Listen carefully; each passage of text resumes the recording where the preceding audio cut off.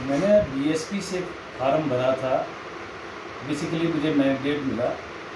मैं एक हफ्ते के लिए बीएसपी में गया, मैंडेट लिया। बेसिकली हम पहले से कांग्रेस के साथ थे। उसके बाद भी जब मैंडेट मिला तो फार्म में कुछ ऐसा हुआ जिसकी वजह से हम फिर दोबारा कांग्रेस में वापस आए।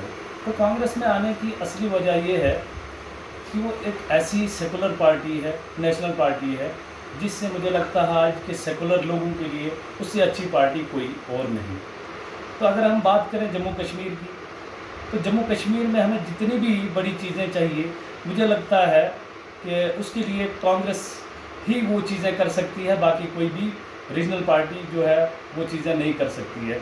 जब भी रीजनल पार्टियों को करना होगा वो काम, तो उसके लिए उनको फिर भी कांग्रेस की ही मदद चाहिए या कांग्रेस ही कर सकती है। तो इसलिए हम अपनी पुरानी पार्टी में जो है एक हफ्ते के बाद दोबारा से वापस आए। और मैं लोगों से भी यही अपील करना चाहूँगा कि कुछ लोग जो यहाँ पर हैं, जो अब मज़दूरों को पैसे दे के रैलियों में लाते हैं या प्रोग्राम में इधर उधर उनका जो है शो ऑफ करते हैं कि हमारे साथ इतने लोग हैं। मुझे नहीं लगता उनके साथ कहीं भी इतने लोग हैं।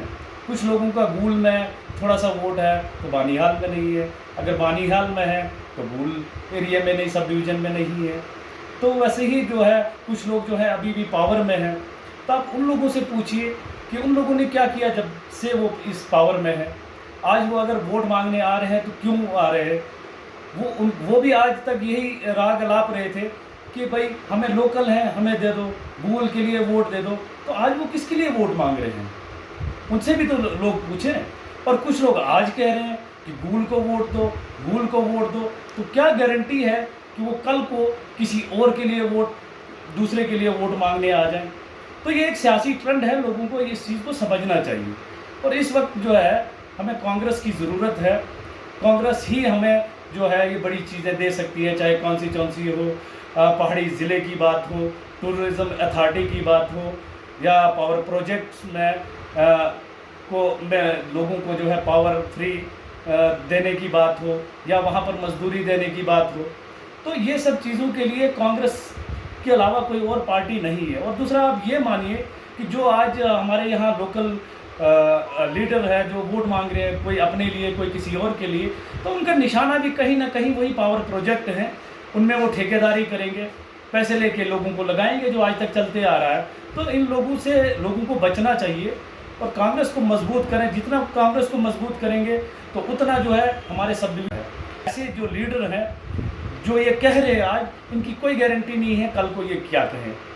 ये लोग जो है अगर गूगल सब डिवीज़न के लिए खैरख्वाह होते तो आज तक इन्होंने बहुत सारी ऐसी चीज़ें की होती। आज गूगल के लोग इनको खुद कहते आप आइए इलेक्शन लड़िए, फिर उनको किसी और चीज़ की ज़रूरत नहीं थी।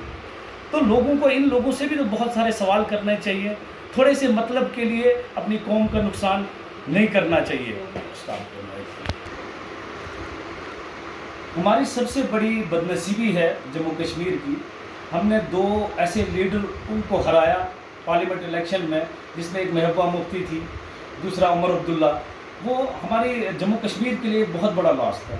लेकिन उसके पीछे भी सियासी ड्रामे थे, वो अपना अपना राग अलाप रहे थे, जिसकी वजह से वो दोनों हार गए और जम्मू कश्मीर का बड़ा नुकसान हुआ।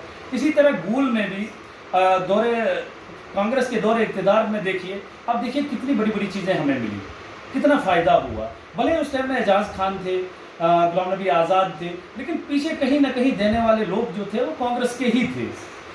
अच्छा, उसके बाद आप ये मानिए एजाज खान ने भी यहाँ पे बहुत सारे काम किए। आज वो यहाँ नहीं है, उसके लोग हैं, उनको सबको इकट्ठा होके कांग्रेस को फिर दोबारा मजबूत करना चाहिए, ताकि हमारी जो रफ्तार थी काम करने की गूल के अंदर, बानीहाल के अंदर, तो उस रफ्तार को जो है कम ना होने दें। हम रास्ते पे चलें ताकि डेवलपमेंट हमारे एरिया में हो। और जो ये लोग आज डफली अपनी अपनी बजा रहे हैं तो उनको ये मौका ना दे। और देखिए कांग्रेस का जो है एक ऐसा कैंडिडेट हमारे पास है जो कल को डिप्टी चीफ मिनिस्टर भी बन सकता है। मिनिस्टर तो बनना ही बनना, हो सकता है कोई ऐसा रास्ता बने, चीफ मिनिस्ट्री भी अगर 3-3 साल, ये 2.5 साल की हुई, तो मुझे लगता है उनको वो चांस भी मिल सकता है। तो हम ऐसा मौका ना गंवाएं। अगर दूसरा कैंडिडेट कहीं आगे आ गया तो मुझे लगता है एमएलए से आगे वो नहीं जा पाएंगे। तो फिर कल को हमें वही मुसीबत खड़ी हो जाएगी। तो लोगों को सोचना चाहिए इसमें कि कम से कम जो है ऐसा फैसला करें कि जिससे आगे आने वाली कौम, आने वाले जो हमारे सिस्टम को जो है वो चला सके।